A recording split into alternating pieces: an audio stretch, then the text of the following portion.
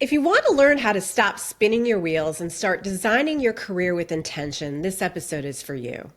Welcome to the Two Marketing Moms podcast. I'm Kelly Callahan Poe, and today's episode is called The Career Transition Blueprint for Mid-Career Women with Dr. Cynthia Bentzen-Mercer. Cynthia is a USA Today best-selling author, executive coach, and strategist with 30 years of experience. She helps leaders and mid-career women intentionally design their futures through transformative frameworks, including her book, Now, Near, Next, a practical guide for mid-career women to move from professional serendipity to intentional advancement. Welcome, Cynthia. Thank you so much, Kelly. It's so good to be here. Well, thanks for joining me. I've had an opportunity to read your book, and I have got lots of questions. Oh, good. So the first one is, what made you realize that mid-career women needed a framework to be more intentional with their career planning? Yeah, that's an important question. You know, it's interesting. I actually had the idea of writing a book to help women, professional women, 25 years ago.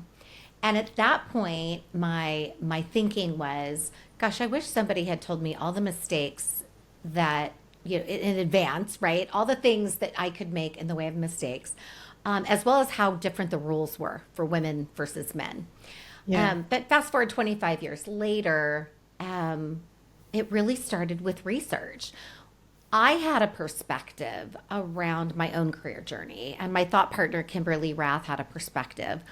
But we thought, we're two people. And so we researched women literally around the globe. And what we found is this commonality, this thread that ran through, regardless of gender, race, it did have everything to do with being a woman, so gender, race, ethnicity, age, country. Among all of these successful women, we found the one commonality, this universal trait, which was they lacked intentionality. And it was at that moment that we both kind of came to the epiphany of, we liken our success to all these other things because we've been so busy, we haven't been intentional. What if we were more intentional? What would a world look like in that case? And so it really came out of research.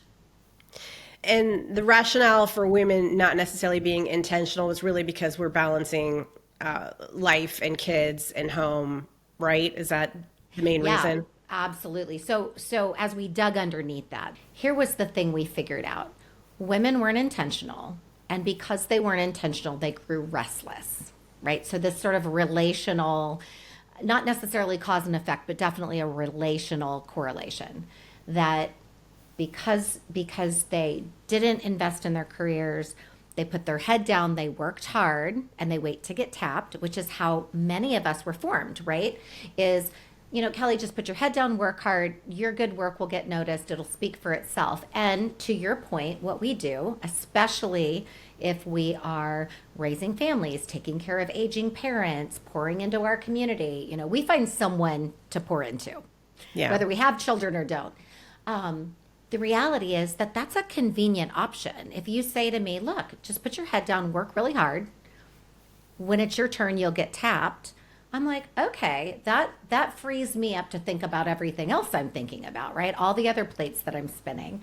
Because we know statistically women still today carry the lion's share of the work at home, the caregiving, the health care. And I would argue for the man who may be listening, that is not an indictment of men. It's most often because we choose to. We want to be able to do both, have a career, have a profession, and do the other nurturing kinds of things.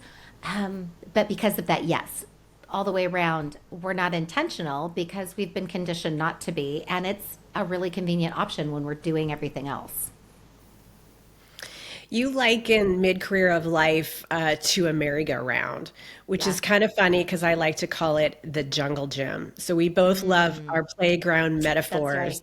That's right. Yeah. So what do you mean by merry-go-round? Yeah. I want to first define mid-career because here's what we learned after the book was out. The book was already out. We were on a book tour, and it came to our attention that there was a misconception about what some people thought we meant by mid-career and what we actually meant. So when we say mid-career, here's what it isn't. it isn't midlife. So it isn't for women in their 40s and 50s only. And it isn't mid-level. So it's not status oriented like it's for director level women. It really is that almost 30-year plus time span of your career where you're just past that sort of emerging leader. You've got your feet under you. You're probably 6-7 years into your career, all the way to when you're ready to go into your encore. For many of us, that's a really, really long time. And so when you take that and you attach it then to this notion of we get restless, well, yeah, because many of us are spending 3 decades with our head down working hard, right? Waiting to get tapped. And that's where the merry-go-round comes in.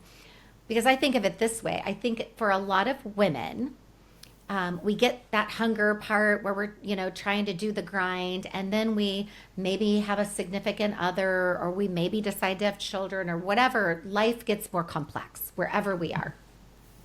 And we sort of take a seat, on the blue pony, and we put our head down and we're going round and round and round. And at some point in the next 30 years, for many of us, myself, multiple times, we kind of look up and all the other riders on the horses have changed, and the zebras and all the things.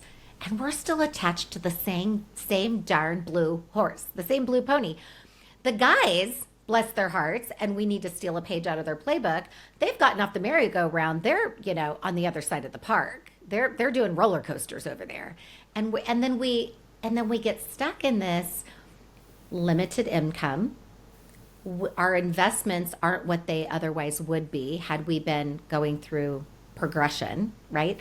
And so it adds to this pay inequity that we see because we're not necessarily keeping pace with those who are looking up and looking forward. And I think of it as a jungle gym because I feel like sometimes you take a step up, sometimes you have to take a step sideways to get around another kid. Sometimes you fall off and you got to start over again. Yes.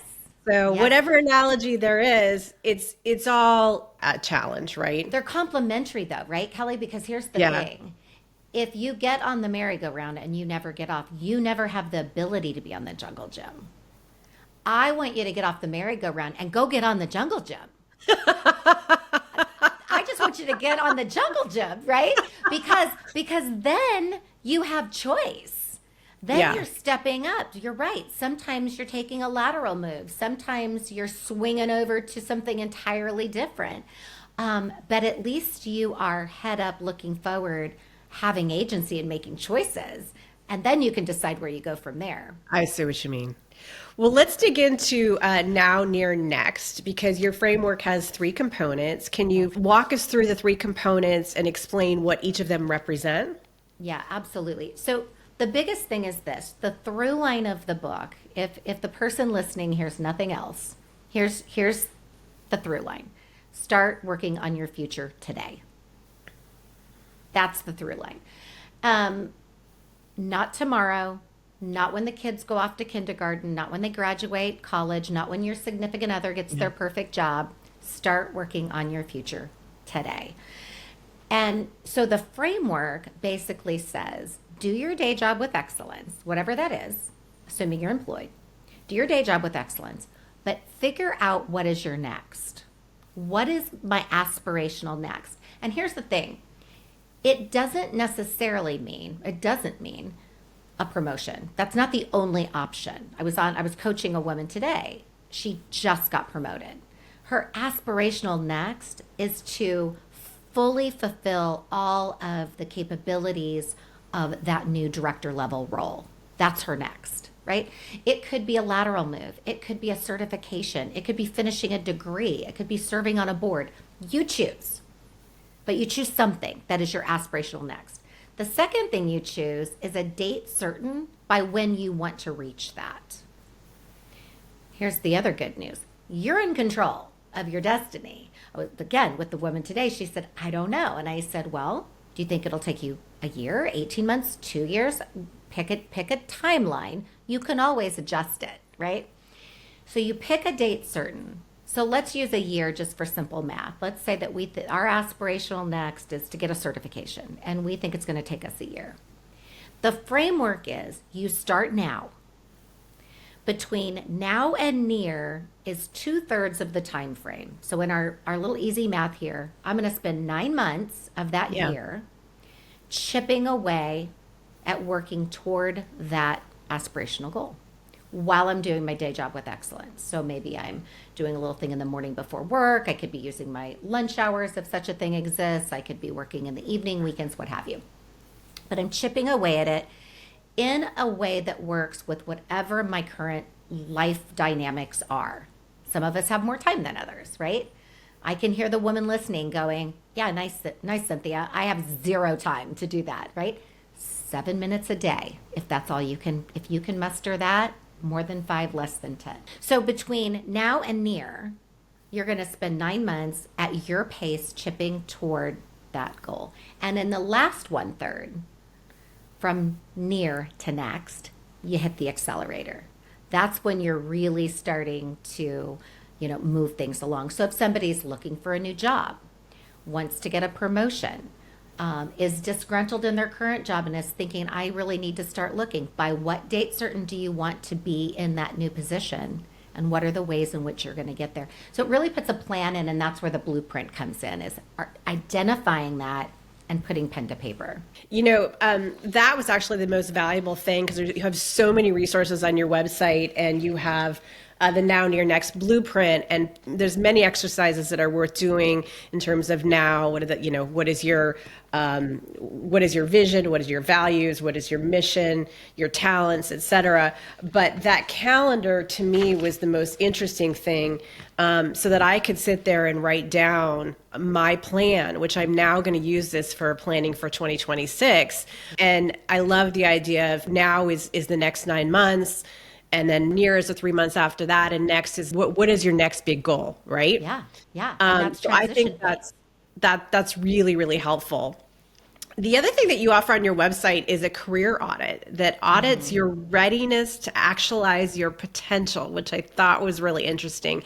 And I took the audit, and my score was 77 out of 100, which was a big aha moment for me. But what it showed me was that I need to spend more time developing a targeted plan for my future. I am working on the today. I am working on now. I might even be working on near. I'm not working on next. So what are the key things we need to consider when we're working on our own now, near, next blueprints? Yeah, first of all, you are literally the most prepared host I've of any podcast I've ever guested on, which I absolutely love. So huge compliments to you. Thank you. It's amazing. Here's the validation point. You're ahead of most. First of all, with your score, you're ahead of most. Really? And number 2, absolutely. Because what we found in our research, and again, we researched quantitative and qualitatively, women around the world, is that most of us aren't intentional, and a vast majority don't even have an idea of what their next is going to be. Believe it or not, right? They're sort of leaving their agency in the hands of their boss, their company. It's like, they'll know what's best for me. When the time is right, I'll be tapped. And that's great until they're restless or stuck or laid off or go through a divorce or a relocation, right? We often wait for life to happen to us before we have those crud moments, and we have to get planning. So one of the things that I love about what you said, and I want to really emphasize for the person listening, is absolutely this resonates with somebody who is out of work, disgruntled, stuck, or stagnant, right? This is music to their ears. They hear this, all makes sense. Yeah. The person that needs it as much, if not more, is the person that is happy, loves their boss, loves their job, loves everything, and has this naive, I would argue, idea that it's all just going to remain in place. Because those are the individuals that are leaving their agency to somebody else, number one, and aren't planning ahead. They're working on their now because things are going well. So I say to people, even when you start that new thing, get that new job, get that promotion, start your own business, pick a new next. You should always have a next, always be picking a new next so that you're planning ahead. That's the biggest thing. Start working on your future today. Don't live just in this moment. So for you, you picked up on it. It was, I'm doing the things that need to be done now, loving it. It feels as though that you're in a really good place. But what's next for you? Yeah. Right? What's next for you? And for the woman or man who's listening that maybe is anticipating their what I call encore, right, rather than retirement, sometimes that's when we fall off a cliff. Sometimes that's when we're just like, well, we're going to retire. We're going to spend time with grandkids. We're going to travel. We're going to do whatever. You don't go from being a busy female executive doing all the things to hard stop retirement and not feel like something's missing. Yeah. So you plan for that too. That's your next. But what are you going to do to plan for that? One of the other resources that you offered on your website was something called the Talent Spotlight that uncovers your strongest talents listed in ranked order based on your responses to the survey. I took it. Yes. I think I even sent you my results. I love it. How do you use this data with your clients? So there's two things that come up immediately when I talk to women about the Now Near Next framework. The very first thing that they talk about is I don't have time. So we can cover that perhaps as another question. So we address time. The second thing is oftentimes they'll say, I don't know what my next should be. Or they've only thought of it in a very linear way. I'm a supervisor, then I'm a manager, then I'm a director, right? If they're in that corporate space, it's just this very narrow.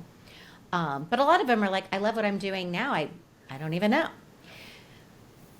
What the Talent Spotlight does, and so Kimberly Rath, my co-author and thought partner, she has a behavioral science business that studies the science of behavior.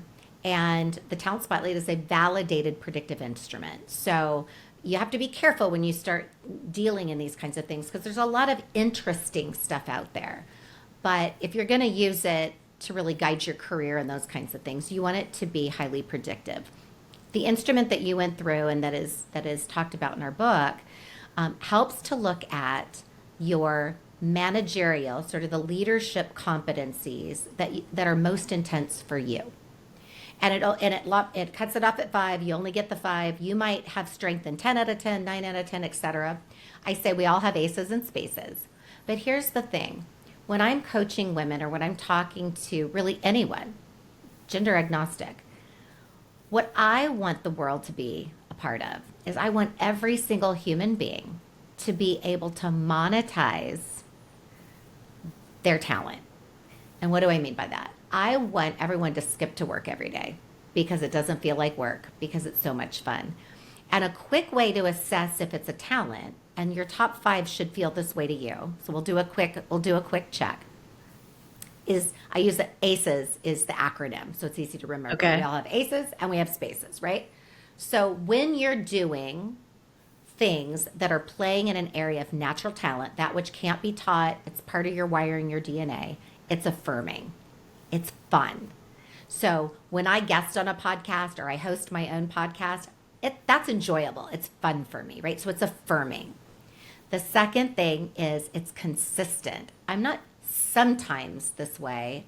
I'm always a certain way. So when it's consistent, I'm either always organized or I'm always charismatic or I'm always influential or I'm always strategic. It's not like, well, I'm sometimes strategic or I'm sometimes a people person.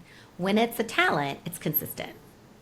You do it with excellence. People come to you because they're like, you're really good at problem solving. You're really good at finding the missing part. You're really good at creativity, whatever that is. You're really naturally gifted. And lastly, it's spontaneous. You can't help yourself. I always use this example, right? It's the person that walks into a busy airport and people are everywhere and lines are everywhere and it's chaos. And it's that person that walks in and goes, if they put a stanchion there and added one more person over there, this whole thing would be so much more fluid. That is spontaneous, right? They didn't think about it. It just comes to you. That's a natural talent, especially if it feels good when you solve that problem. So what the Talent Spotlight does is it takes that sort of ACEs framework that you can do on your own without spending $18, or you can get the validated instrument that gives you that. And then when I'm working with clients, I say, let's mind map the things that you do, that you love, that you're naturally good at, and let's find the position, the job, the opportunity that lines up to that. Because we can learn the skill and knowledge. Lean into what brings you joy. Here's the benefit for the leader that's listening. When you have people all lined up that are playing to their natural gifts and talents, it is a huge competitive advantage, right? They make your customers happy. They make your coworkers happy. They're far more engaged. And you are investing so much more time and energy in quote unquote work because it feels more like a passion project. So it's really taking those things that energize you the most, and that's where you need to focus on your next. Yeah. Yeah. Because here's what happens. I use this quote a lot, which is from us, which is, like a beautiful pair of shoes, you can get lured in by the beauty, but when they don't fit, it's really painful. We do that with careers and jobs, Yes. right? We go, oh, that title is so sexy. Oh, but I'm going to make X more dollars. The status of that position. Oftentimes we're chasing the allure of something that may not be a great fit to our talent. Not everybody loves managing people. Yeah. And that's okay, right? The best bedside nurse in the world may not be the best nurse manager. The best salesperson in the world may not be the best sales manager. It doesn't mean they can't be or won't be. I'm just, as an example, we sometimes think that progression is an expectation of how we grow. And there's to your jungle gym analogy, there's so many other ways to learn and grow. I love that. Well, are there any other tips on career planning for mid-career women that you want to share with us? The one thing I would say is this. I want to harken back to having alluded to time, because I feel like we'd be remiss if we didn't address that, because the person listening may be saying to themselves, this sounds amazing. I love everything that, Kelly and Cynthia are talking about, but I have 3 children under the age of 5 and, right? The bottom line is this. It starts with boundaries and unapologetic, guilt-free investment in you. And so very quickly, I'll give you a very quick framework around boundaries. The very first thing women often do is we put everything into the bucket that we believe it's the most important thing in the world. And so the first thing we have to do is kind of go through this bucket of stuff and reorganize it. The second mistake we make is the things we take out are the things that fulfill us the most. So we put everything in the bucket, and then when we have to prioritize, we go, okay, well, I guess I won't go to yoga. Okay, well, I guess I won't, watch that podcast, or, whatever it is. We take those things out. And what I argue is that is not the first place to remove items from all of this. In fact, if it has value to you, it's part of your path, it fills your cup, do those things. For me, it was making my kids' lunches every day from kindergarten through senior year. And I would have friends say, your kids are in middle school and high school. Pretty sure they can make their own lunch, Cynthia. You're a busy executive, you travel, etc. I'm like, I enjoy it. I like doing that. It's my mommy moment. Don't give those things up. But outsource what you can. Be a good delegator at home. Take help from people that offer it. That is not a sign of weakness. That is a sign of leadership. You know, as leaders, we have to be able to delegate. We have to be able to lean into those who can help and support us. That's a sign of leadership, not weakness. But then here's the toughest part of the delegation piece, and that is once you hand it off, once you outsource it, you have to be good with how it turns out. You can't go restack the dishwasher because your husband or partner or 12-year-old didn't do it like you wanted it, right? Yeah. You have to just be good with it. And then finally, no is a complete sentence. Sometimes it's just the right thing to say no, and don't qualify it. No, not right now, leaves that door open. It's just, you know what, I'm flattered you asked. I just don't have the bandwidth. Period. However you can get to no is a complete sentence. I respect that message. My goodness. Well, thank you for sharing your insights today, Cynthia. You can find Cynthia's contact information and links to her books and her resources on twomarketingmoms.com. Don't forget to subscribe and share. Thanks for joining.